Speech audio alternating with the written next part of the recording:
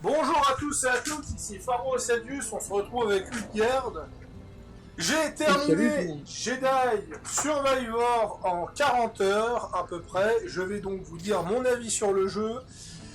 Je tiens aussi à m'excuser comme quoi je n'ai pas fait de vidéo de boss parce que malheureusement les vidéos de boss, je sais que c'est quelque chose que beaucoup de gens aiment sur ma chaîne et autres, mais j'étais pas en l'état de bien les tourner vu que chaque fois que j'affrontais un boss c'était 3 heures du matin. Et rien que pour vous dire, hier soir j'ai affronté Vador, il y a Vador dans le jeu à 5 heures du matin, donc c'est pour dire voilà quoi. Donc vu que j'ai fini le jeu, je vais vous dire mon avis sur le jeu, et en fait Ulgard est là, donc il va peut-être me poser des questions sur le jeu, au cas où j'oublie de dire certaines choses et autres, il est un peu là pour faire office de spectateur. Après tout, c'est un très grand fan de Star Wars, donc ça ne me dérange pas qu'il soit là, puis après tout, avec toutes les vidéos que j'ai fait avec lui, je peux lui faire confiance, il n'y a pas de souci là-dessus. N'est-ce pas, hein? Ouais, y a pas de souci. Donc, Jedi Survivor, sorti le 28 avril 2023, la suite de Jedi Fallen Order. Alors, Jedi Fallen Order, de souvenir, il était sorti en 2018, il me semble. Je vais vite aller vérifier cette info. Jedi Fallen Order. Jedi Fallen Order était sorti en 2019. Donc, ouais, il a été fait en 3 ans. Il a été fait en 3 ans, c'est un petit bijou qui avait surpris la communauté et ce genre de choses. Et je pense que la première chose que je vais faire pour cette vidéo, c'est comparer Jedi Fallen Order à Jedi Survivor. Parce que le mieux, c'est justement de savoir en quoi l'un est mieux et en quoi l'autre est mieux. Alors, on va pas se le cacher. Le 99% des cas, Jedi Survivor écrase Fallen Order sans difficulté. Les postures de combat, il y en a 5 contre 2 pour Jedi Fallen Order. Le système d'exploration. Dans Jedi Fallen Order, on pouvait explorer pour découvrir des essences de force, des essences de santé et des cosmétiques. Dans Jedi Survivor, quand vous explorez, vous chopez des essences de force, des essences de sauté, des cosmétiques, mais aussi pas mal d'items supplémentaires comme des avantages pour vous donner des véritables capacités supplémentaires, comme par exemple augmenter votre jauge de parade, augmenter vos dégâts mais réduire votre jauge de parade, augmenter vos dégâts de blaster, ou notamment les avantages de la New Game Plus, qui sont tout simplement remplacent des ennemis aléatoirement par des ennemis plus puissants. Donc, ils ont littéralement apporté les builds en fait. Voilà, il y a des builds, il y a des builds d'avantages qui se font. Alors, malheureusement, les avantages sont très coûteux parce que ça coûte entre 3 à 4 points d'avantage. Et on n'en a que 3 au début. J'ai réussi à en avoir un maximum de 6 actuellement. Peut-être qu'on peut en trouver d'autres dans le jeu, parce qu'après tout, la map est quand même vachement immense. Hein.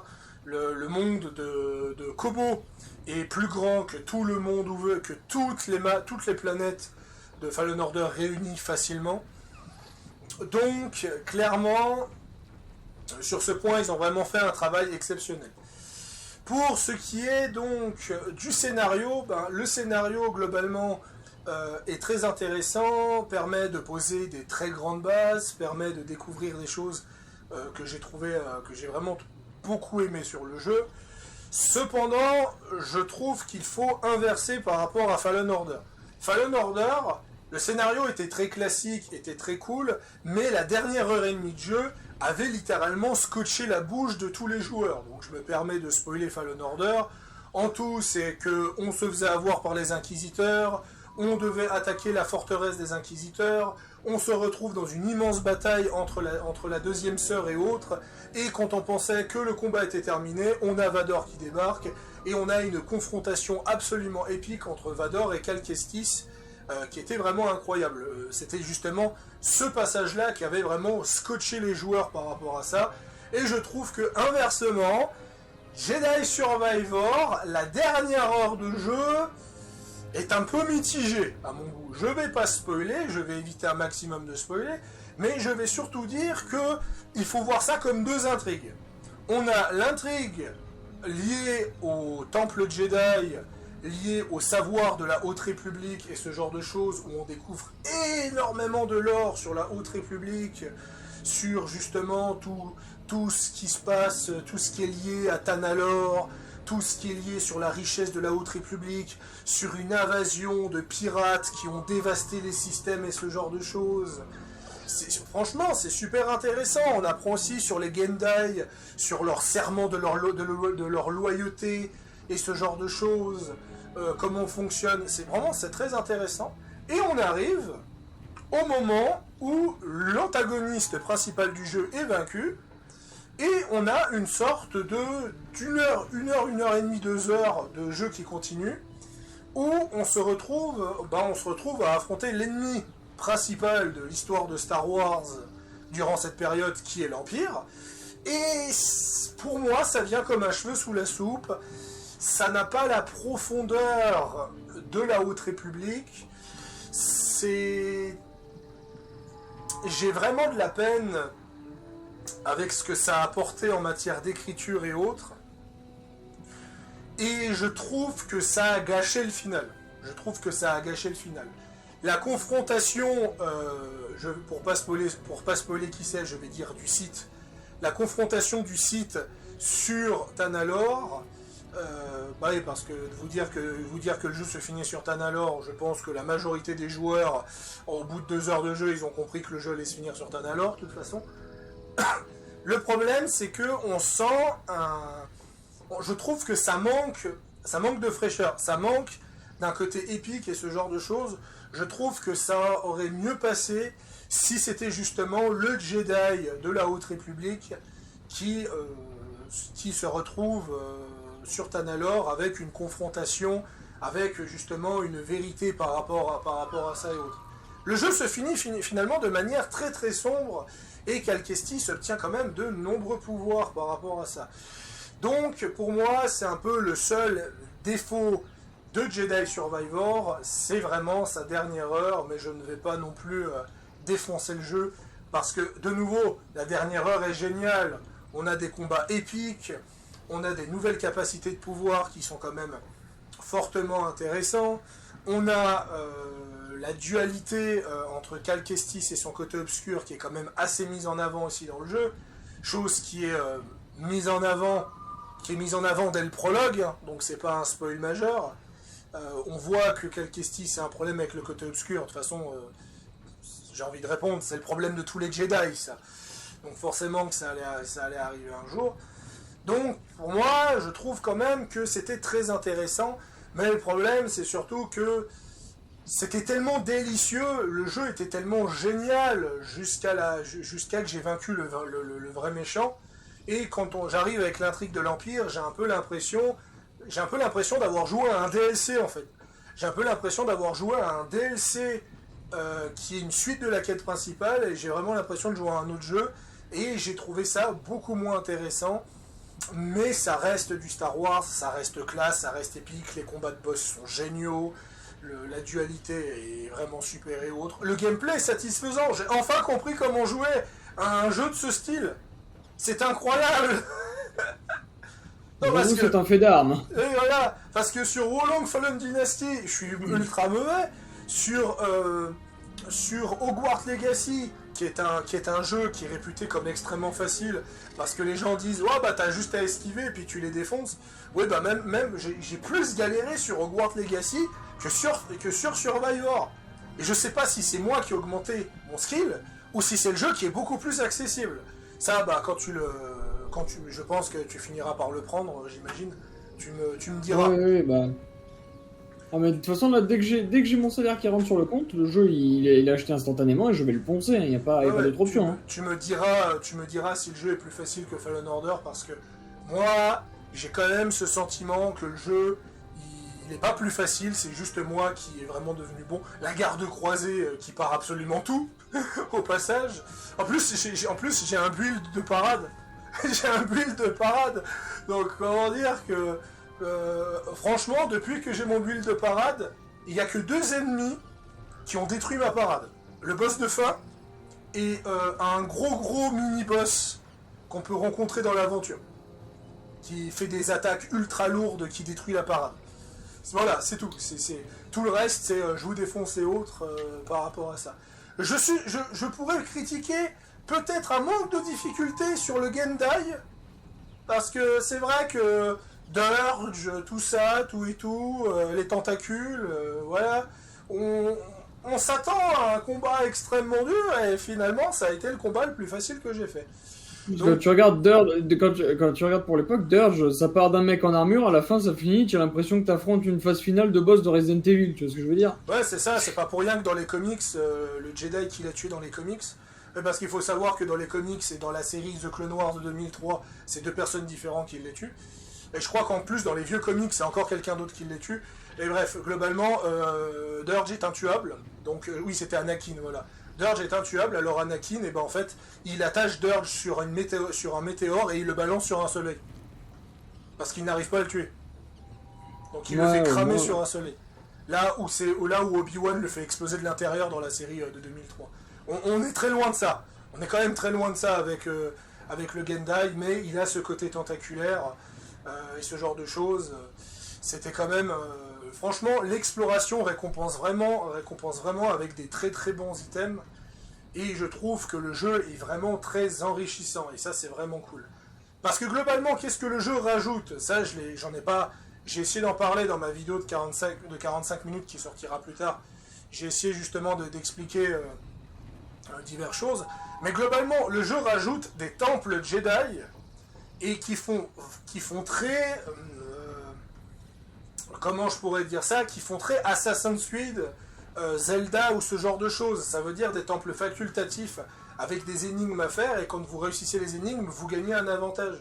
Et ça, c'est vraiment cool, parce que on a vraiment le côté énigme du jeu qui ressort énormément. Je trouve que le jeu a 4 fois plus d'énigmes que dans Fallen Order, ce qui est d'ailleurs ironique, vu que Fallen Order était déjà un jeu bourré d'énigmes. Mais franchement, c'était vraiment plaisant. Pour ce qui est de l'écriture des personnages, bah, c'est pas compliqué. On a une liste de personnages abusée. En passant de Cal Kestis, à Mérine, à Baude le mercenaire,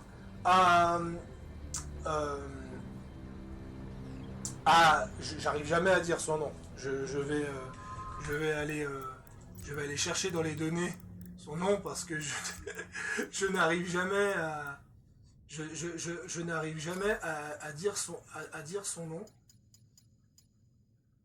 Ah putain, le gros bug. Ah oui, le gros bug textuel, d'accord, il faudra que je relance le jeu. Dagan Gera, voilà, Dagan Gera. Dagan Gera qui a une écriture fabuleuse et ce genre de choses, de l'histoire d'un maître Jedi qui a découvert une planète avec une technologie super avancée, qui a formé un ordre Jedi sur cette planète et autres, et en fait ce qui se passe, qui se retrouve abandonné par le Conseil Jedi, et on a vraiment... j'ai trouvé que le personnage était absolument incroyable.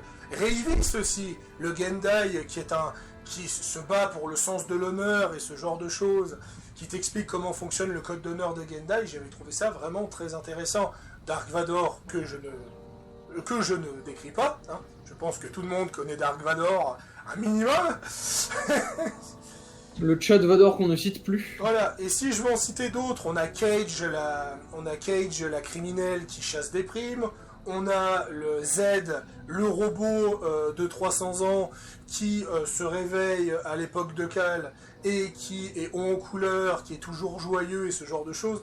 Je trouve qu'elle se différencie très fortement des autres robots et droïdes de l'univers Star Wars qui sont plutôt froids, plutôt violents, ou qui ont un espèce de vieil aspect comique. Je trouve qu'on est vraiment sur un mélange entre une femme extrêmement joyeuse et ses 3 PO. Je trouve que le mélange colle extrêmement bien. Bien sûr, on en a d'autres. Il y a un duo que j'ai pas retenu en ville. On a Scuba, le Bernard l'ermite sous scaphandre, pêcheur, qui te raconte ses histoires de loup de mer quand il affrontait des baleines géantes et ce genre de choses, et qu'il affrontait les terribles pirates Karen avec mec, il te raconte son histoire. C'est pas compliqué, tu pêches un poisson avec lui et ben après tu passes 10 minutes à l'écouter. Il a vraiment 10 minutes à parler, ce genre de choses. Ce gars-là, sincèrement, je pense que ce gars-là a plus de doublage que des personnages de Cyberpunk. C'est vraiment abusé, il parle tout le temps. Ceux qui n'aiment pas beaucoup le blabla et le dialogue, je crois qu'ils ne vont pas beaucoup aimer Survivor par rapport à ça. On est beaucoup plus sur... Je trouve que Jedi Survivor ressemble de plus en plus à un RPG. Au niveau le fait que tu as des choix de dialogue, alors extrêmement restreints et qui ne servent pas pour la plupart du temps. On a... Mais c'est toujours bien de les mettre. C'est toujours bien de les mettre. On a la gestion de build, on a énormément de phases de dialogue, on a le hub dans la cantina, on a justement tout ce... On a des marchands et ce genre de choses. On est vraiment sur une évolution qui est pour moi absolument incroyable.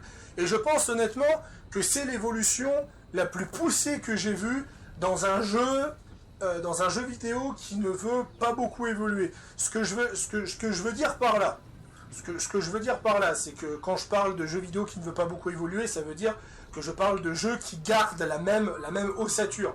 Par exemple, God of War Ragnarok, Dishonored 2, Doom Eternal, pour vous donner des exemples. Fatalement, les jeux gardent la même ossature que le jeu précédent, mais ils l'améliorent.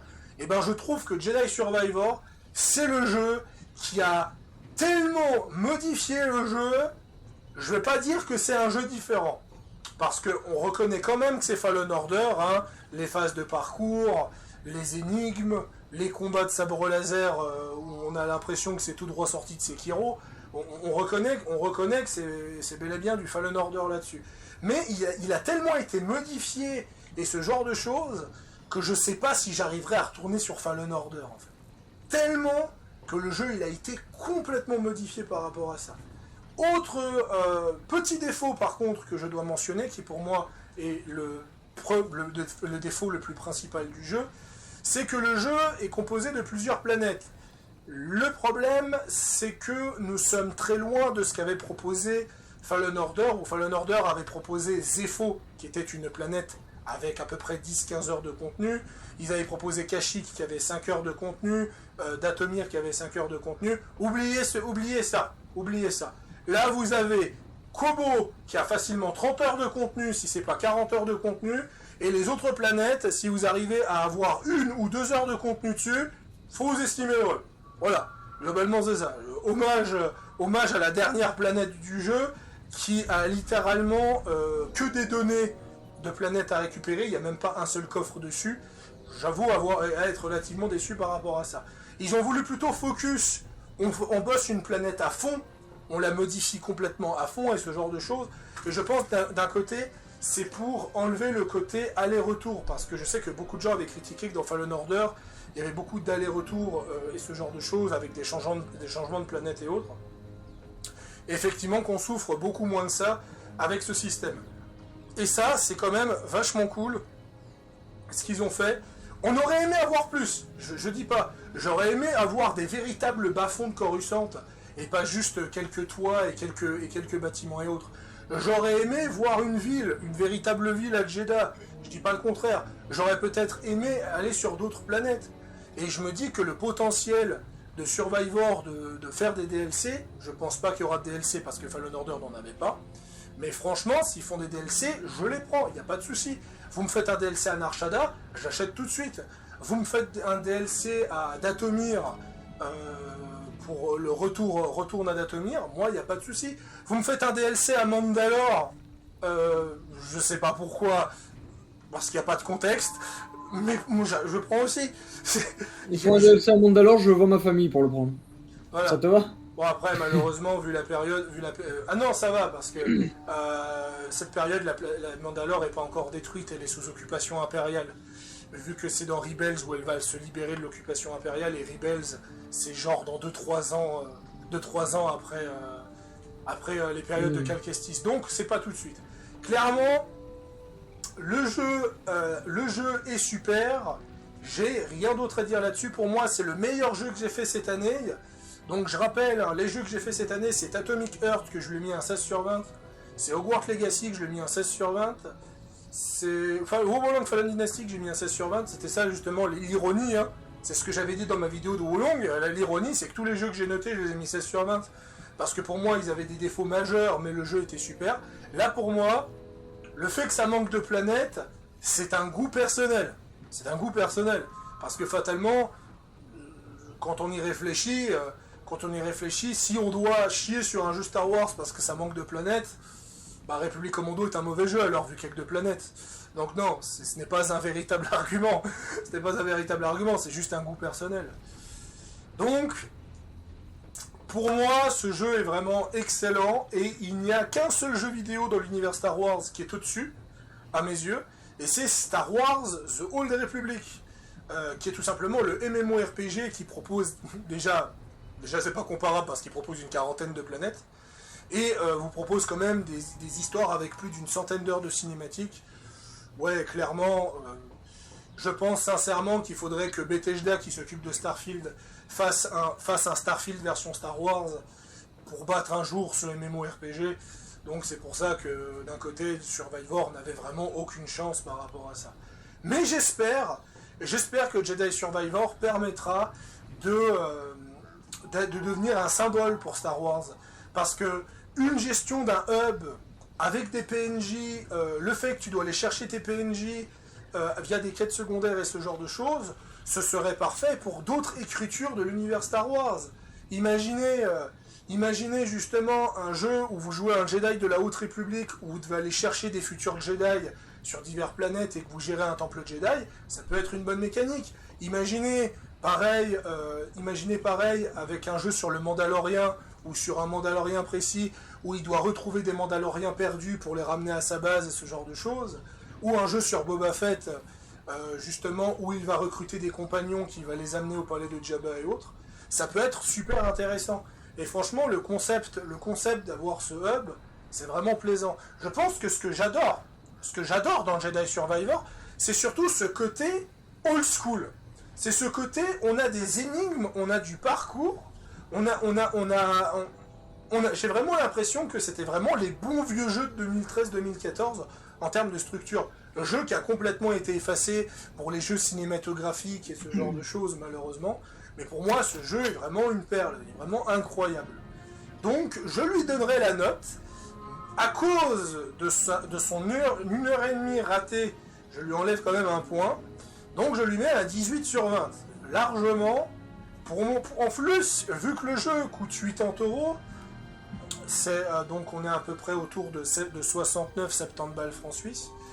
Je m'attendais à être relativement exigeant et finalement, ça a été une très bonne surprise. Juste avant que je pose des dernières questions à Udgerd pour voir s'il a des questions, je vais juste vous faire une petite note sur la performance.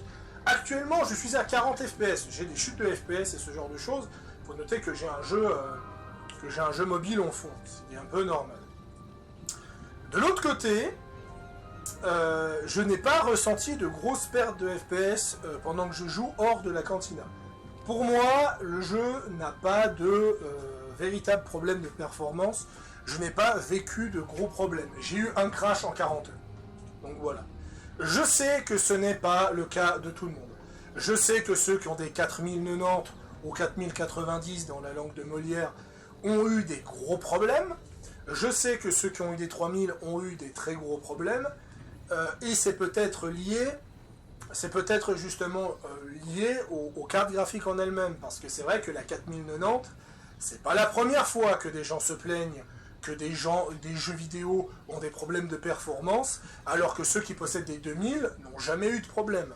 Donc peut-être que c'est Nvidia qui a merdé via une mise à jour, ou c'est peut-être tout simplement les studios de jeux vidéo en question qui n'ont pas eu le temps de développer leur jeu sur une carte graphique aussi récente. C'est peut-être fortement possible, ça. Ça, il faut quand même en prendre en compte.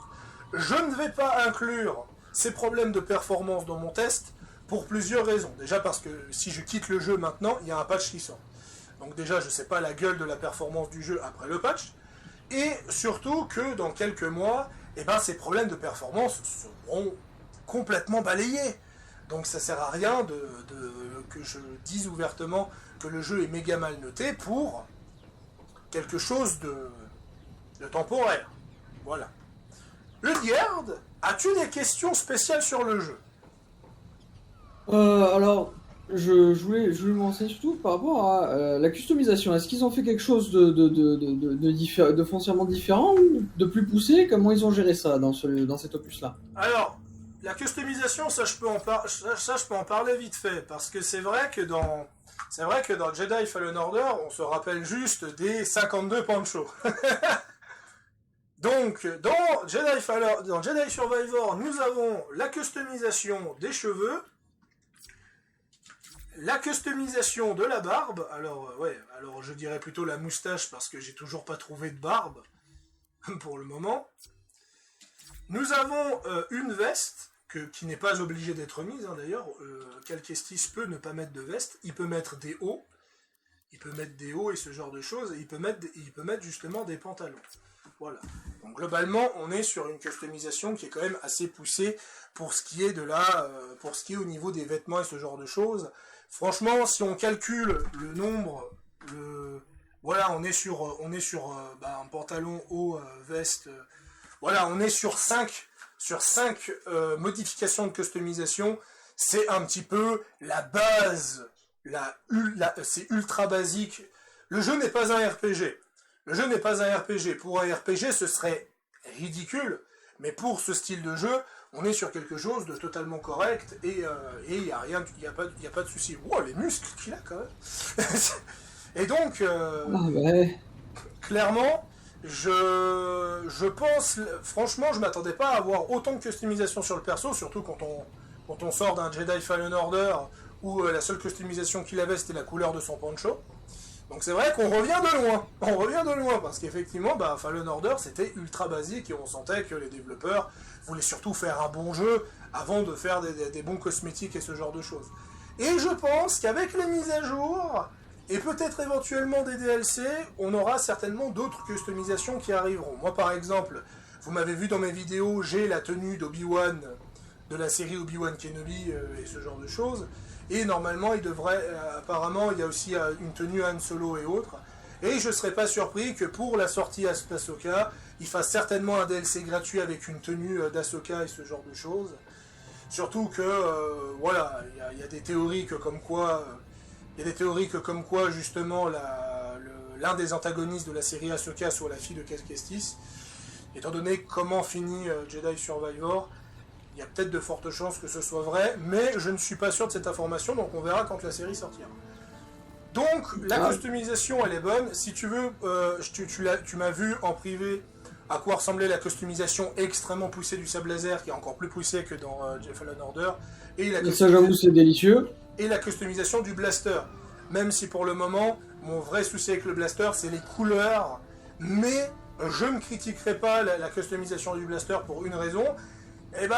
C'est que j'attends d'avoir tout débloqué avant de dire que les couleurs soient merdiques. Voilà. Après, je me demandais, parce qu'il rajoute un blaster, mais du coup, l'utilisation du blaster, ça marche comment? Parce que de ce que je t'avais déjà demandé, tu n'as pas de moyen de vraiment viser avec. Alors, il y a une compétence, on peut pas viser, mais il y a une compétence où quand tu maintiens ton blaster chargé, il va tirer automatiquement sur tous les ennemis aux alentours. Mais globalement, c'est quand tu cibles l'ennemi, quand tu utilises la caméra pour loquer l'ennemi lors d'un combat, c'est qu'en fait, il va tirer automatiquement sur ouais, en gros, le lock sur adversaire, c'est ce qui te permet de viser, d'accord. Alors après, tu n'as pas besoin de le loquer, parce que si tu ne loques aucun adversaire, il va tirer sur le plus proche. C'est vrai que le système de blaster aurait pu être mieux trouvé.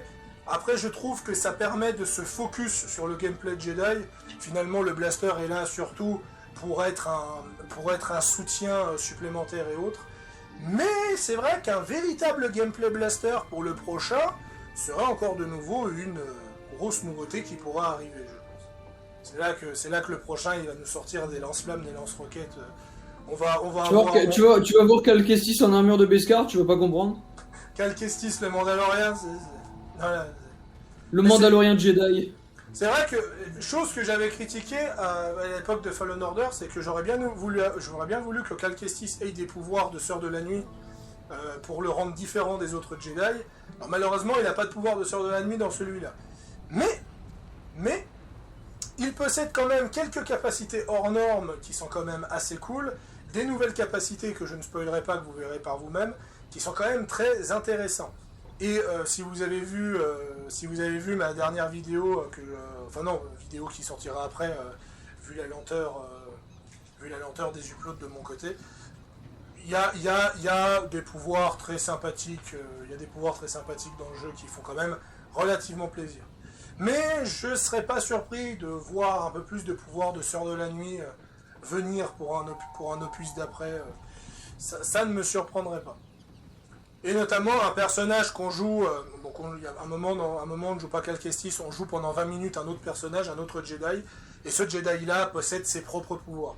Ce qui prouve encore de nouveau le talent par rapport à ça. Est-ce que tu as d'autres questions? Je dirais niveau... comment je pourrais dire ça? Niveau du développement de la trame, sans trop spoiler, selon toi, est-ce que tu trouves que hormis parce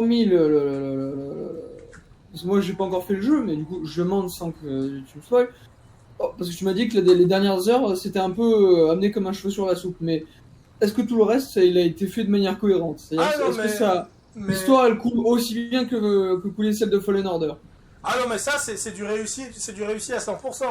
Là, il n'y a pas de souci là-dessus. C'est juste qu'au moment où l'intrigue de la Haute République se termine, pour lancer l'intrigue de l'Empire, tu sens que le jeu n'est pas terminé, tu sens que Survivor veut te surprendre et autres, mais tu te dis que ça aurait été bien que l'Empire devienne véritablement dangereux pendant le bordel de la Haute République. Et pas... tu vois, t'as un peu ce côté jeu vidéo. J'ai vaincu le premier boss, donc t'as le deuxième boss qui débarque, tu vois. C'est ça un peu que je critique, c'est que l'Empire devient véritablement dangereux que quand tu as vaincu le boss de la Haute République. Et pour moi, c'est ça le problème. C'est ça le problème de cette heure. On a l'impression que l'Empire c'était un campeur, tu vois, qui attendait que tu faisais tout le travail à sa place, tu vois. C'est ça un peu qui me... Ça aurait été marrant, ça, qu'ils le disent ouvertement dans le jeu, par contre. Ça aurait été magistral, par contre. Je vois bien Vador... Quelqu'un arrive en mode, vous attendez vraiment que j'ai fini mes problèmes pour venir? J'aime bien, genre, trop drôle, Vador qui arrive et du genre... Je vous ai regardé votre combat au loin, j'attendais que vous finissiez votre combat, je ne voulais pas vous déranger. Ça aurait été un gros troll. Donc oui, la trame est très très bien réussie. Elle est du même niveau que Fallen Order. On est sur une trame qui est très très proche de Fallen Order. Hein. Civilisation perdue, découverte de civilisation perdue, ça part en couille au niveau de la civilisation perdue, gros boss. On est vraiment sur à peu près la même chose. Et surtout, les décors des endroits que tu visites, hein, que ce soit le temple Jedi, que ce soit la planète de Fin, ou le Lucre Hulk, pour ceux qui savent pas ce que c'est, le croiseur de la Fédération du Commerce. Mais ce machin, bordel! Le vaisseau amiral de la flotte séparatiste. Ouais, putain. Ah, mais c'était magistral, ce machin. Clairement, j'ai adoré me balader dedans. D'ailleurs, j'ai toujours des choses à faire dedans. Je pense que ce soir, quand j'aurai fini cette vidéo, j'irai refouiller ce Lucre Hulk, d'ailleurs. Voir si j'ai pas raté certaines choses, vu à quel point le machin, il est énorme. Rien que l'intrigue principale, j'ai dû passer 3-4 heures dedans. Alors c'est vrai que quand on dit ça comme ça a pas l'air grand chose, mais il faut pas oublier que le jeu c'est un jeu de 40 heures. Si juste l'intrigue principale m'a demandé de rester 3-4 heures dedans, on pouvait facilement rajouter le double, juste pour l'exploration, voire peut-être même encore un peu plus. C'est ça, parce qu'après, surtout que c'est le genre de jeu qui t'invite à papillonner, c'est le genre de jeu qui t'invite à fouiller les recoins pour découvrir tous les petits bignous cachés, etc. Donc c'est... Voilà. Si tu passes tant de temps sur un endroit, t'es sûr d'en passer le triple en exploration. C'est ça qui est bien. C'est clair et net et autres. Et puis surtout que il y a beaucoup la capacité de Cal Kestis de Fallen Order reste l'une des meilleures capacités de l'univers Star Wars. J'ai d'ailleurs oublié son nom. La psychométrie, je crois. Le fait de pouvoir ressentir des échos qui permettent de savoir ce qui s'est passé. De voir le passé, ouais. Et ça, c'est super intéressant parce que tu apprends comment le Lucre Hulk s'est écrasé dans s'est écrasé sur la planète. T'apprends comment les pillards du chaos, donc les Bedlam en anglais, Bedlam Riders, ouais. ont trouvé le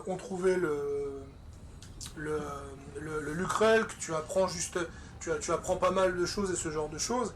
Et ça, c'est super intéressant, et ça permet même de s'attacher aux antagonistes.